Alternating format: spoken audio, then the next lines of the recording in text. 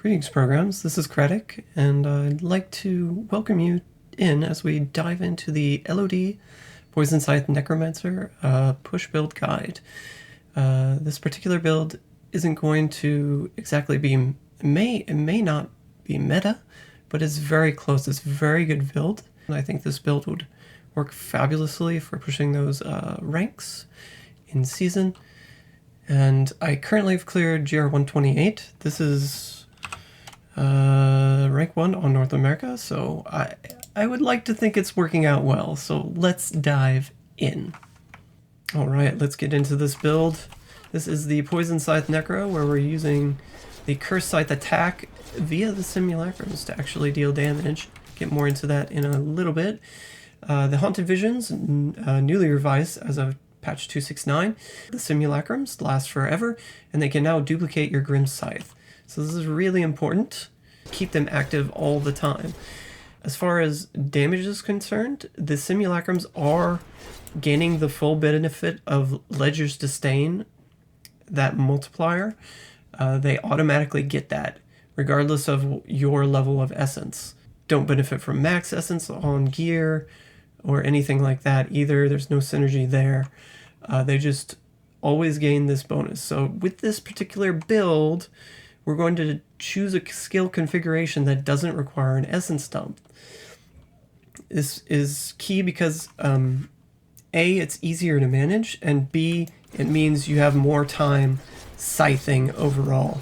So you're not spending quite as much time casting your alternate abilities that are on your bar to A, both proc Nayrs, and B, dump essence. These are things that distract from actually dealing damage and consistently scything, especially during your poison rotation with conventional elements. So with that in mind, cycling back to toughness is going to be hugely important. The Simulacrums, I believe, I've been told at least, they assume some level of your toughness when they're out and about. So having higher toughness as a default is beneficial not only to keeping yourself alive, but also keeping them alive, because you're going to be tanking a lot of elite affixes, especially like molten, stacks of frozen, lightning. You've got arcane going off a lot of the time, so you want to make sure both of your Simulacrums are able to survive, and we do this through stacking a lot of toughness items, toughness abilities, damage reduction, and vitality. So to kick it off, we're running a lot of armor increasing items and abilities in this build. We have the Stone Gauntlets first off, give us up to 250% increased armor. And we also have the Ice Climbers, which are counteracting, you may think it's odd or not, but it does counteract the secondary portion, which says your movement speed and attack speed are reduced when you stack this up. You get the 250% when you're getting attacked. That's very important because in certain engagements you are not getting attacked, and it can be a little touch and go if this stack drops off. So just keep that in mind when you're going through the rift and engaging new packs of density. Something else to keep in mind is that you do have the potency rune here on Blood Rush, so you can use that to get extra armor temporarily. It's a 2-second duration, but it's a nice increase, right? And we're also stacking this with Standalone. The armor increase here, also 100%. Note we do have a lot of skeletal warriors right now, skeletal minions, but these will go away when we start engaging enemies, because we are going to keep this on autocast, and the kill command rune will kill them off each time they get summoned. So you're going to stay at 80 to 90% typically on the armor bonus here with Standalone. And something to note here with these armor increasing bonuses, Standalone, Potency, and Stone Gauntlets, is that they aren't multiplied together. These are all based on your, as far as I know, on your base armor value, and they get added together. So it's 250% of your base armor, it's 100% of your base armor, 100% of your base armor, and those get added together, just so you know. We're also running Dainty's Binding, so one of the first things you're going to want to do when you engage a new pack of density is you can, blood rush over to them and then you want to swipe them, because this applies via the Tragos Corroded Fang your Dainty's Binding damage reduction bonus. Very huge for this build and something that is going to keep you alive. So just make sure you're doing that as you move through the rift and are trying to engage new packs of density. We're also running Aquila Cuirass in this build, which will give us damage reduction when we're at max essence. Since we're not using an essence dump, that's perfect, fits perfect for this build. And then we're also running Rezas Volition. So another recent change gives this item damage reduction. We're not really using, since we're not running an essence dump, we're not using the skeletal mage portion of this, but we are using the second portion, which says you gain damage reduction if your essence is not full. Because we still have essence spending attacks in the build, even though they're not essence dumps, there will be times where we're not at maximum essence, and therefore we want to keep between these two items at least 50% damage reduction, and that's the entire idea. So, while there is a range here between 90 and 100% maximum essence, that you could theoretically have both of them active, that's not something you're going to be seeking out necessarily. So yeah. As I mentioned before, vitality in this build is going to be huge, especially with the Leoric's Crown, giving us a lot of passive life percentage with the Amethyst and the Helm.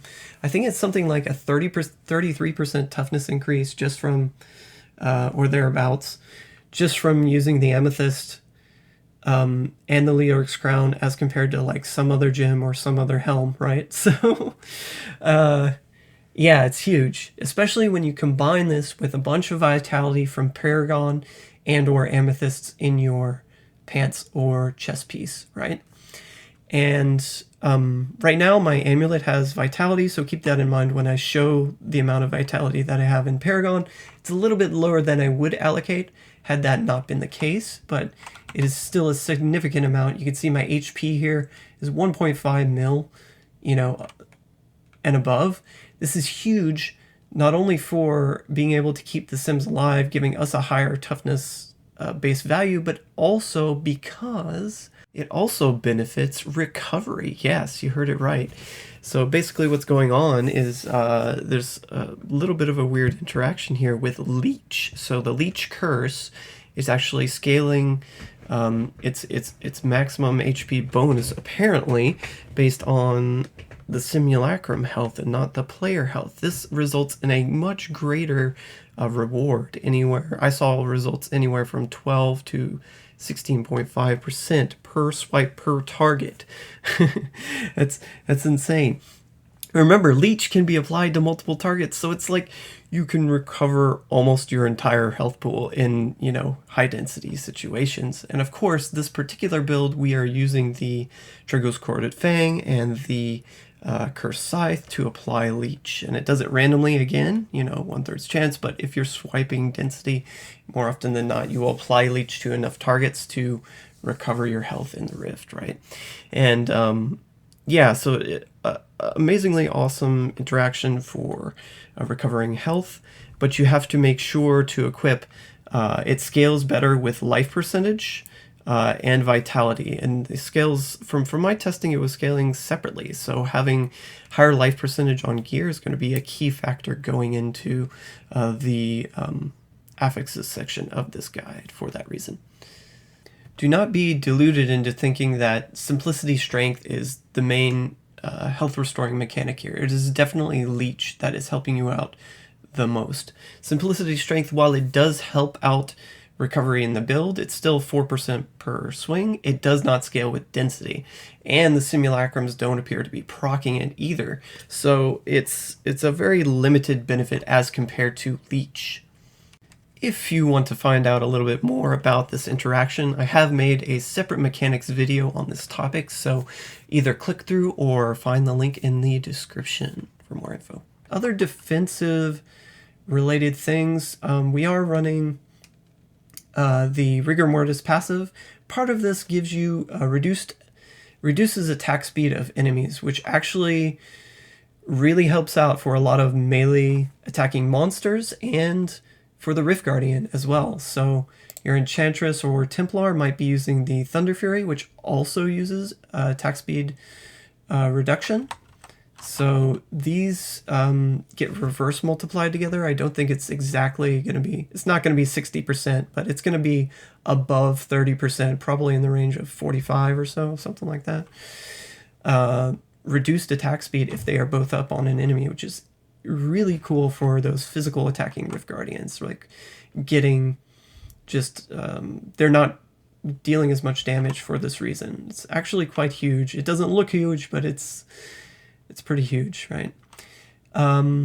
Let's see, Curse Scythe, the base rune giving us Decrepify is also a toughness increase, something you should keep in mind.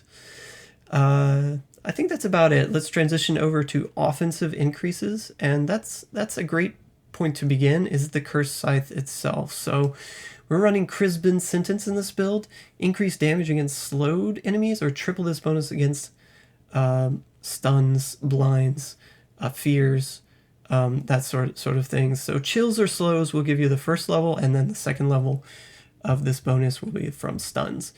This particular build, we're proccing the first level of this bonus with our Curse Scythe Decrepify. But as you can imagine, curses are applied randomly with the Trigyl's Corroded Fang, so you may or may not get the curse that you're looking for coming out initially on a target.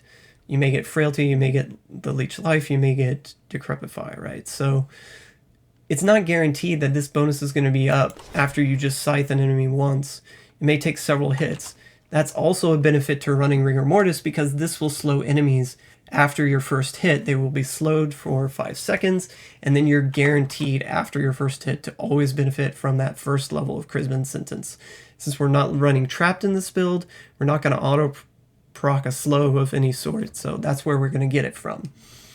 The second level of this bonus comes from our Dislocation Stun. So what you're going to be doing in rotation is waiting until your poison cycle, and then you're going to be casting, that's when you're going to cast your AoE stun and continue scything as much as possible during your poison rotation. So this is a Nayr's build. We're stacking a lot of, our multiplier will come from stacking poison abilities. So we're opting for only 4 poison abilities in this build. We have the Command Skeletons, the Bone Spear, the Bone Armor, and a Grim Scythe. You'll notice here, because we're running Blood Rush, we can't fit in that extra ability. A lot of push builds with Grim Scythe will drop the Blood Rush and pick up an extra poison ability, getting that 6 times multiplier with 5 stacks, or 5 Nayr stacks. Right here, we're only running 4 stacks, therefore we only get a 5 times multiplier. And, you know, the potential that we could have had by running a 6 stack is 20% multiplier. So we're kind of trading that multiplier off for being able to run the Blood Rush. But I actually think this is the better configuration. Before we get into, though, your rotation with the Nayrs, this is on autocast. Your Scythe is your primary attack, so those are really easy to remember.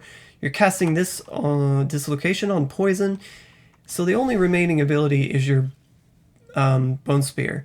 And you're going to kind of want to use your Bone Spear to, you know, not only proc that last set on either cold rotation, or I like to cast it on physical, but it will also be a good ranged pulling tool, because it goes through so far in the Rift. If you're trying to kite enemies in the Rift, or you're trying to aggro different sides of a level, this is a great tool you can use. That's why we use the Bone Spear.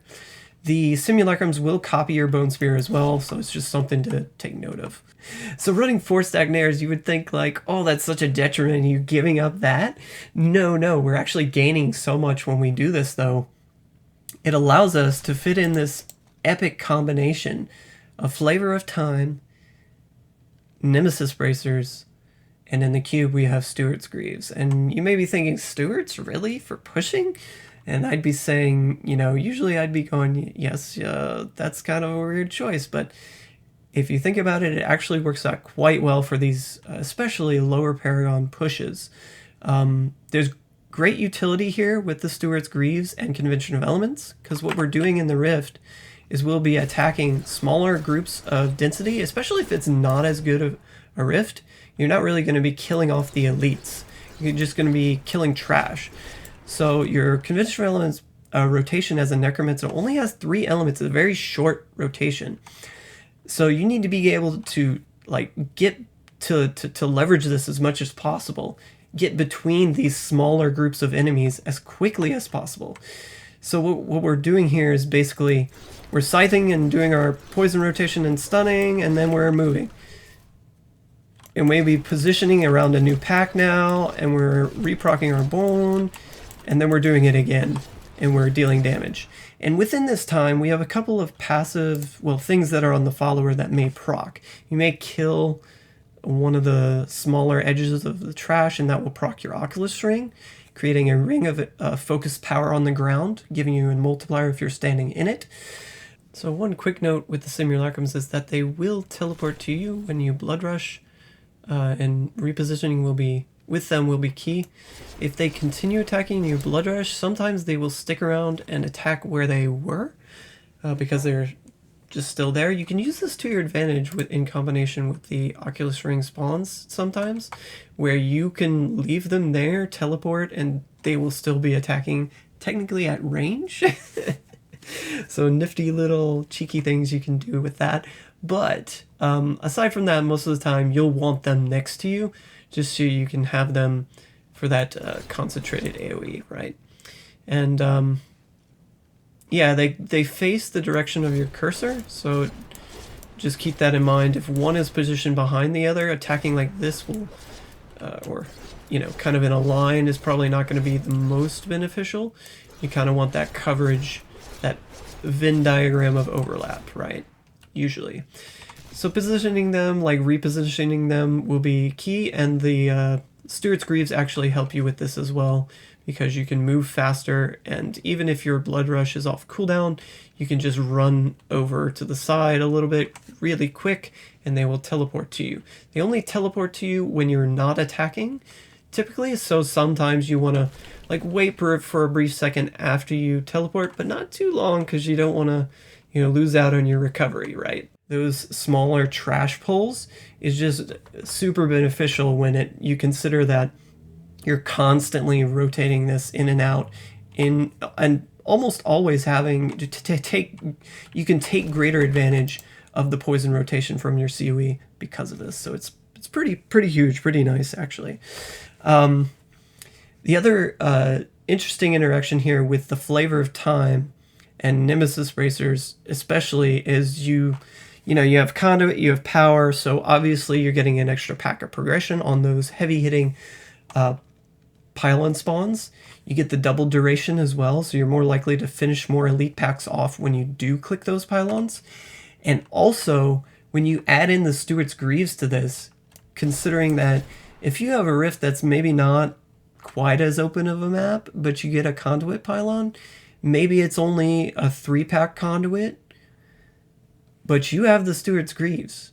This means you have time to, with the extra duration on Flavor of Time, to kill off the 3-pack that's near the pylon, collect the orbs, and then run somewhere else and engage more elites, whether that be ahead in the rift or back in the rift to elites that you know a location of that you had skipped earlier.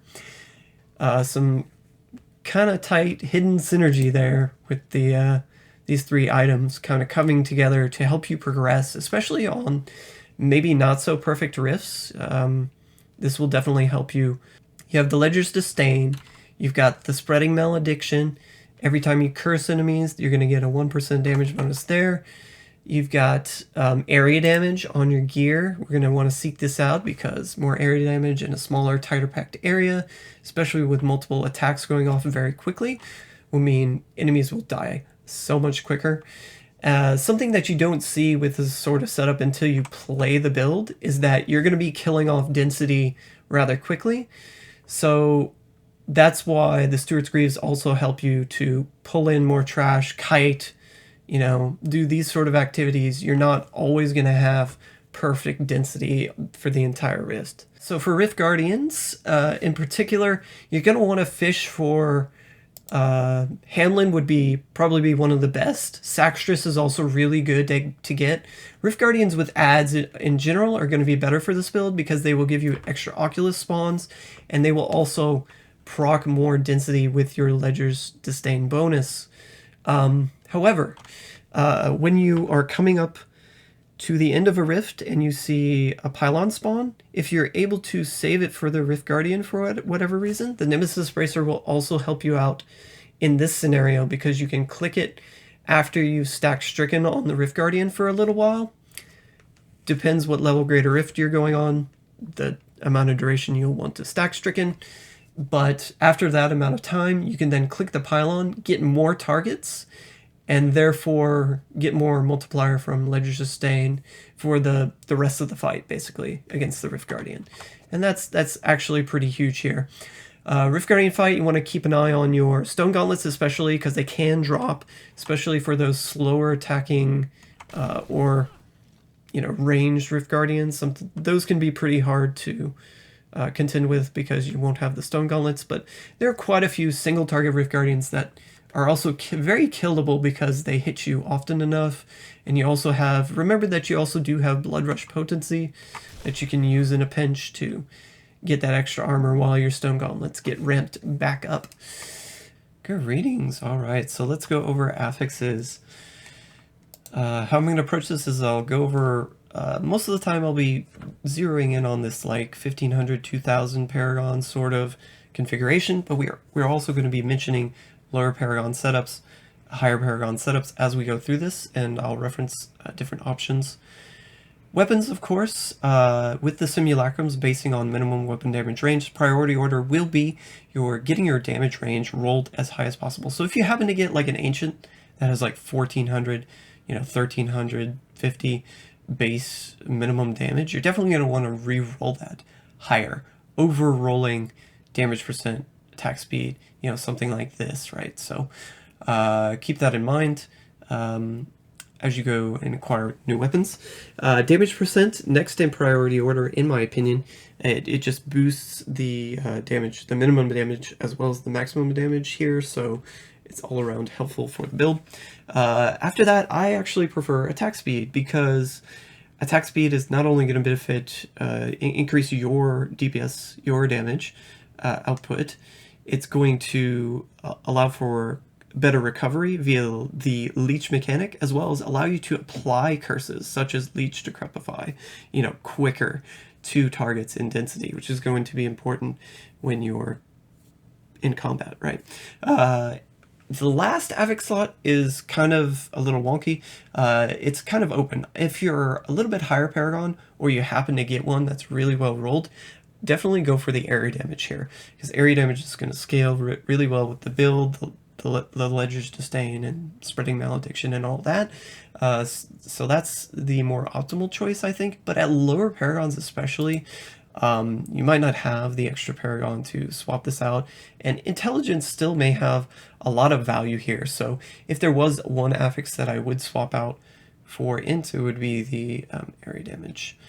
Secondary on the weapon and the phylactery don't really, you don't have to have max essence, of course, so we can run health globe here, or you can run life after each kill on the weapon. Phylactery also going to be really important, especially when you're at low to mid Paragon levels. You're going to want to actually opt for vitality over area damage here. I especially feel with the Simulacrum health scaling with vitality and life percent, that going for vitality here will be more beneficial. Now, I would not go for life percent on the phylactery unless you had to. It's okay, it's just there are more optimal places you could put life percent in the build, and I'll go over those in a little bit. So the 1000 VIT is a very high roll, and we want to include it on the source. Higher Paragons, of course, definitely seek out that extra area damage instead for that placement, because you have the extra Paragon to sub in and replace that vitality. Life percent, very important. Let's go ahead and go over where you're going to have this in the build. it's basically going to come from your Amethyst. The Leoric's Crown is going to give you another 23%, so that's 46%. You have the Paragon, by default, gives you 25% life percent.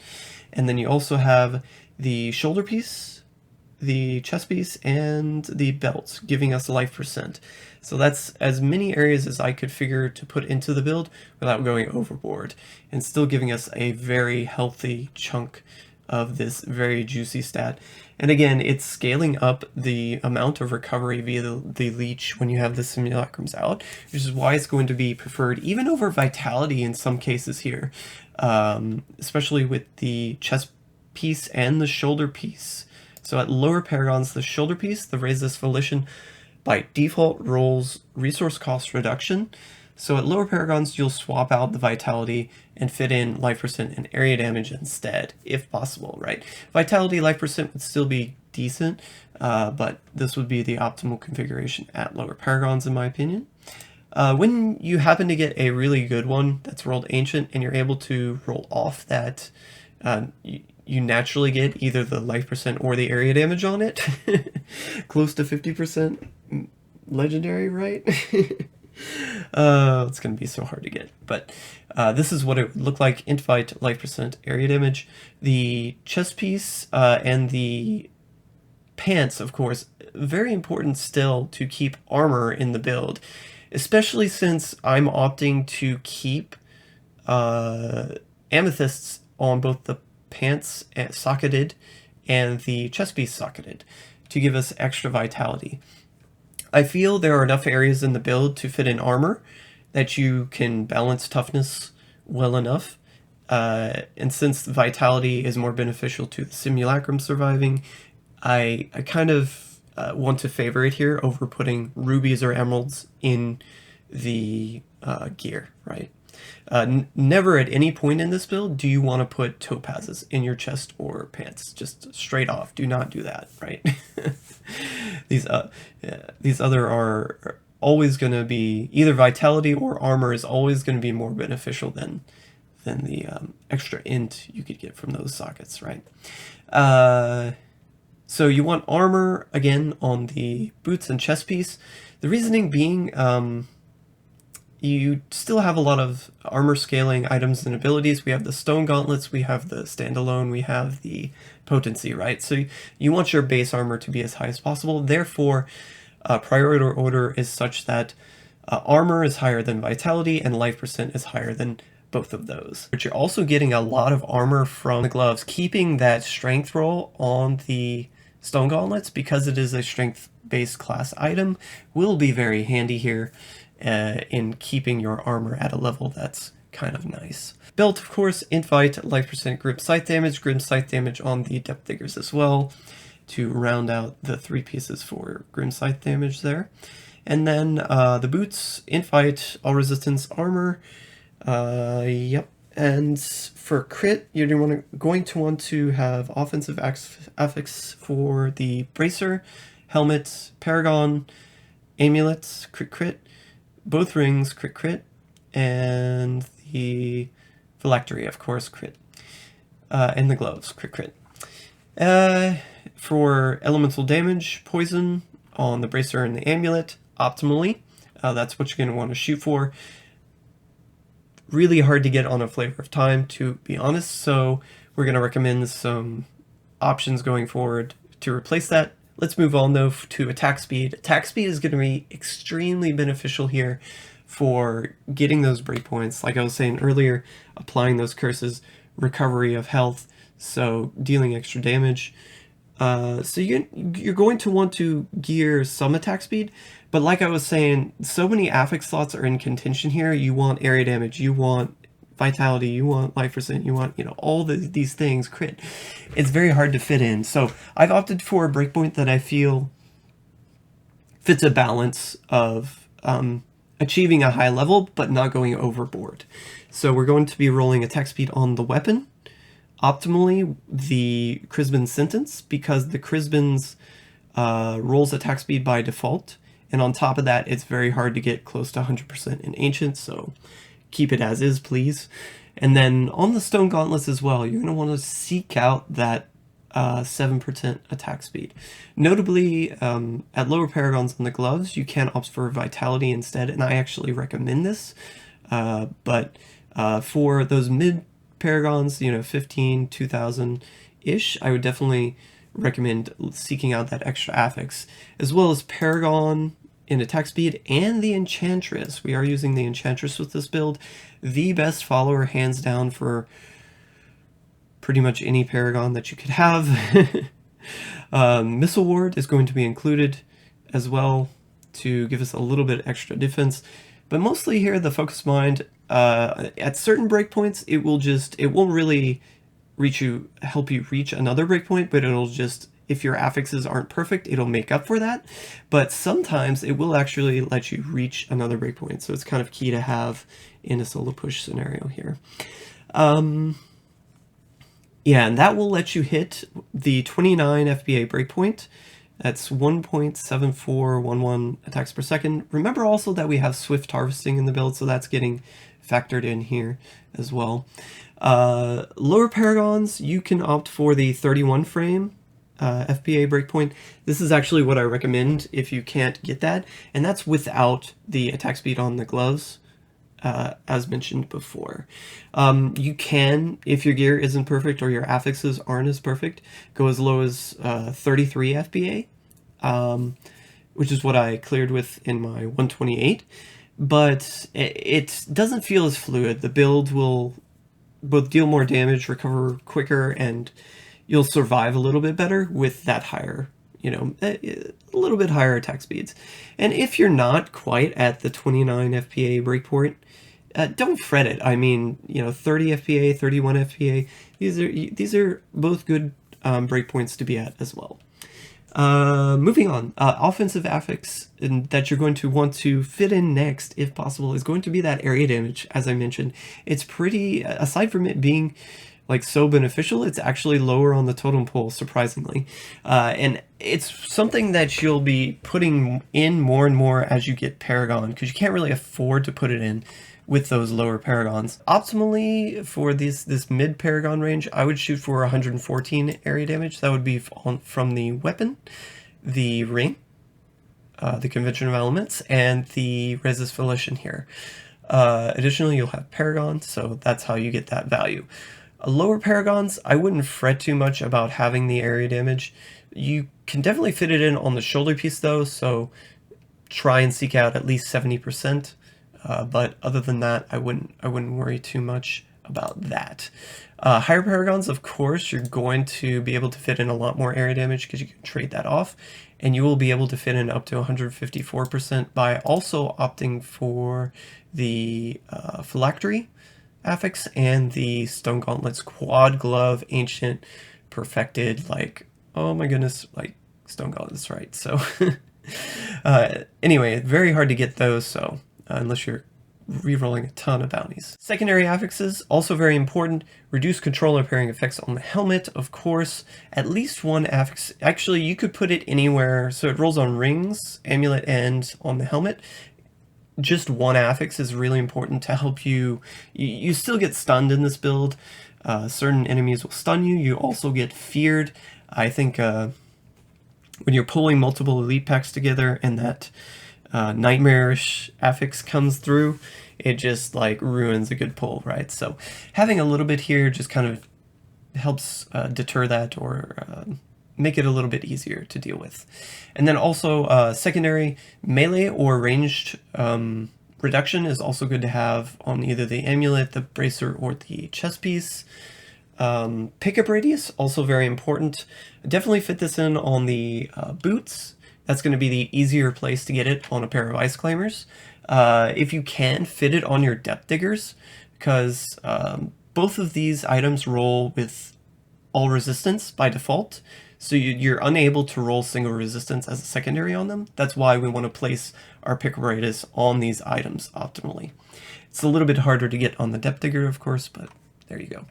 Other than that, single resistances wherever possible. Also the Stone Gauntlets, quick to mention, If you don't have a primal one of these, definitely shoot for a lower immobilized percentage, because the higher percentage with the high proc coefficient of Cursed Scythe can be a little bit annoying if you're trying to kite enemies or pull to a certain location. Low Paragon options include average damage on either rings or amulet. So on your convention, if you happen to get average damage rolls, these would still be pretty good to have on the amulet or the ring, especially when they're ancient. Just boosts up the minimum damage range of those simulacrums again. Also, if you happen to get a ring or an amulet with life percent, it's actually pretty good to still put on there in the build and help boost your toughness and the toughness of your simulacrums and your recovery, right? So it's not such a terrible affix to have in this placement. Of course, on the amulet, you can still roll intelligence or vitality there in that top affix slot instead of the poison percentage element, and you can still do pretty well by trading into your Paragon a little bit more, especially at lower Paragons. This is still a very beneficial. It's the int or the VIT will be worth more at those Paragons, basically because you don't have as much of it overall. Super high Paragons, you can opt for a swap of the helmet going in Dariel's Visage for the extra poison percentage and the attack speed instead of that int VIT. So you're trading off 2,000 main stat basically, but what you get in return is quite a lot of damage increase from, it's about 16% I think when you add it together with the other affixes. And then the attack speed here does let you hit an additional breakpoint of 28 frames, 28 FBA instead of 29. But I think it's worth going only if you're at like 4,000 Paragon and above. So very rarely will anyone actually get to use this item efficiently.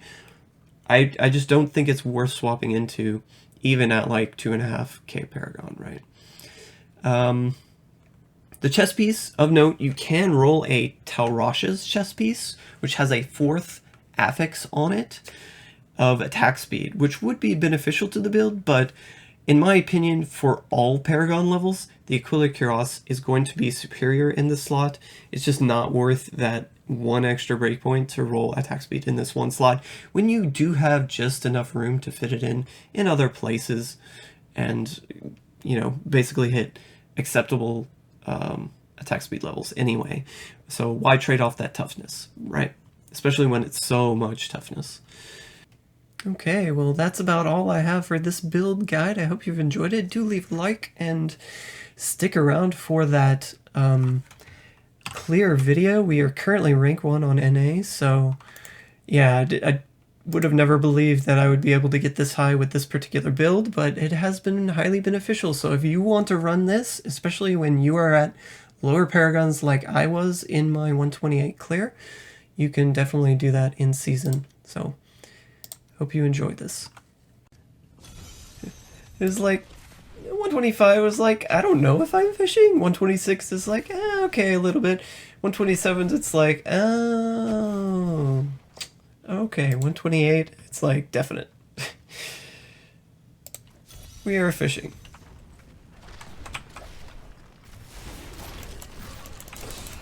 This is a good map.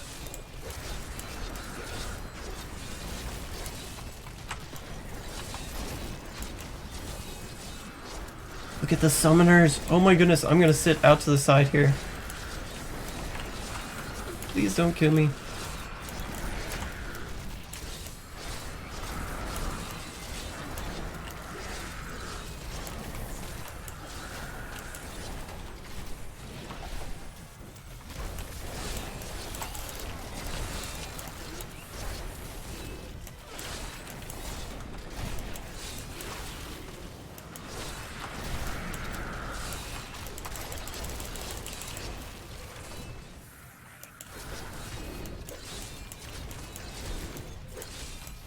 This is the kind of density you need.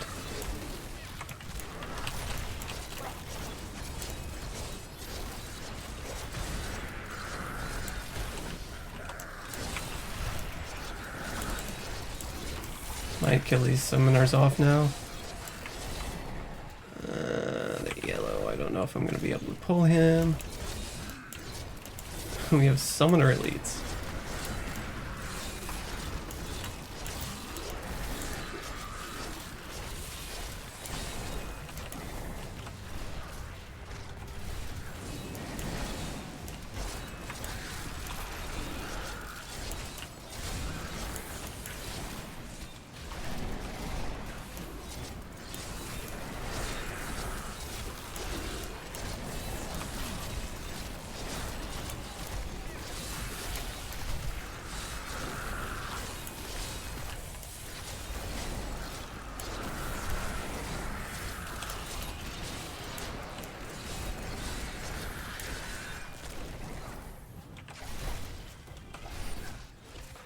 There's a pylon spawn location up there.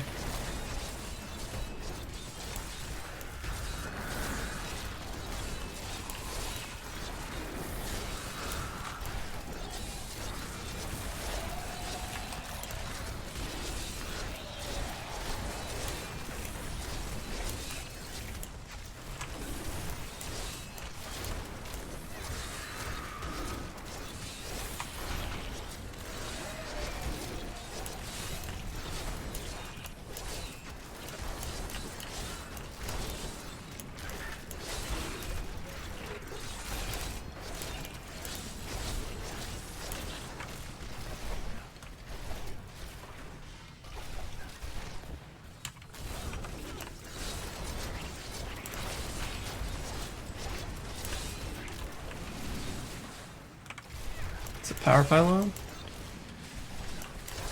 Do I skip it and come back? That is the question.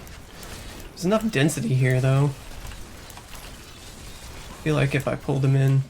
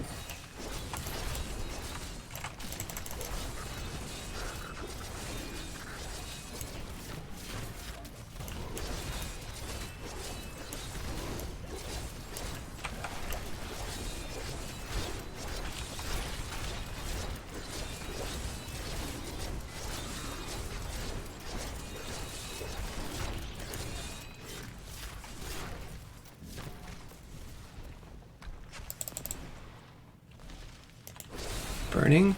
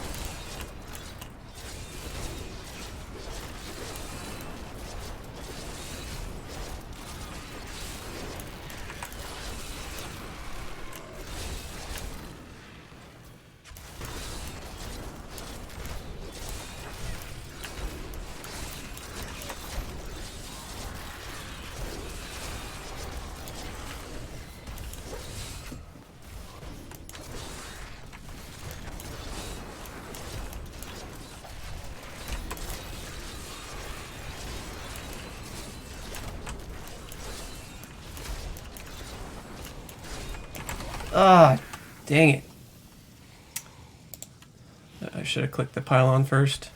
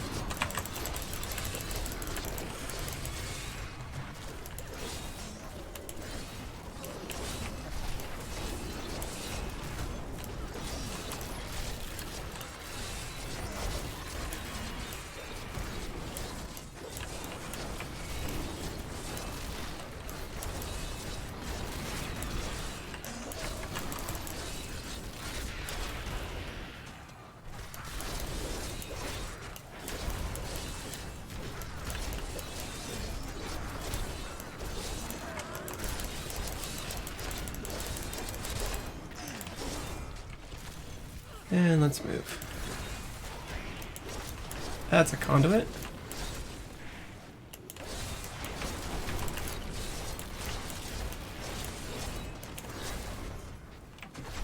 Let's pull these blues down, and then I think I'm going to progress backwards in the rift. It sounds weird, but I know that's where there are elites. I have the mobility to do it. I just have to clear some of this trash first.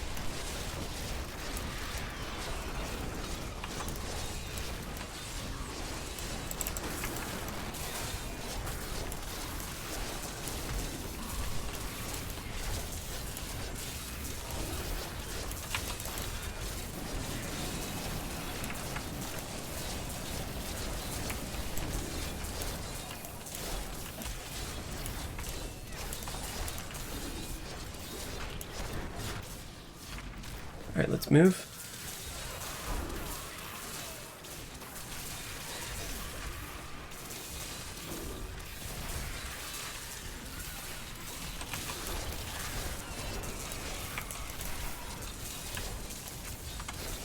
Do not die.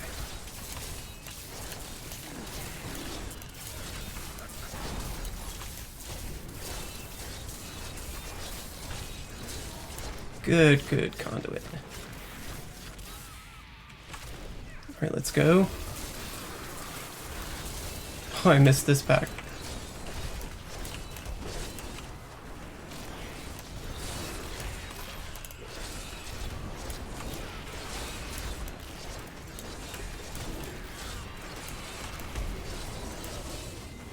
Oh, we're so close.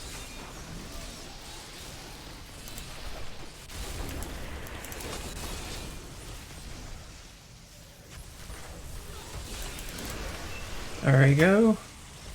It is Stone Singer. I haven't faced Stone Singer before, so we'll see.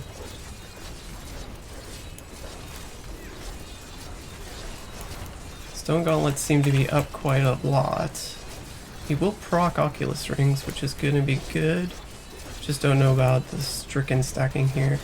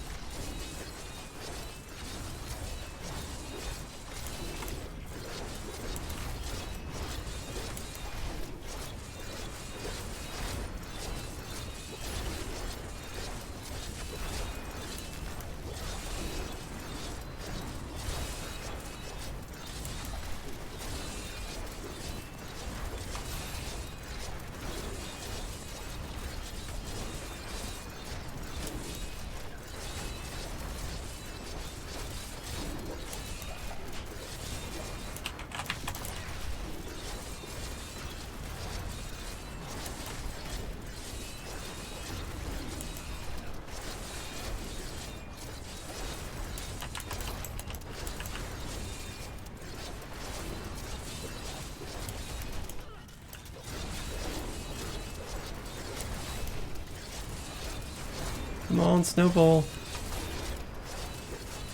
Bounce this way. Yes.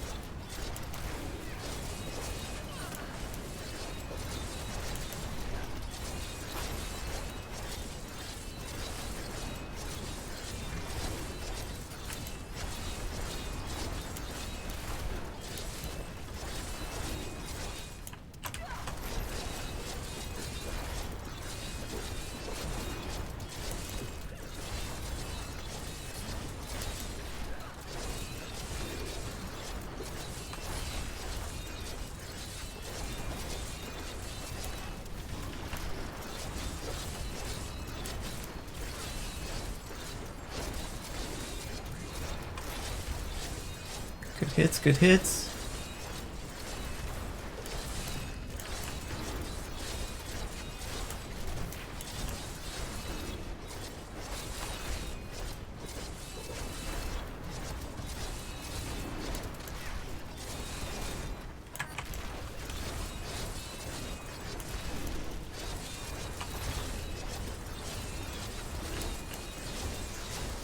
Hey, we got a seasonal proc. Yes, yes, yes. Yes. Oh, rank 1. 128. Greater Rift 128. Down. Oh my goodness.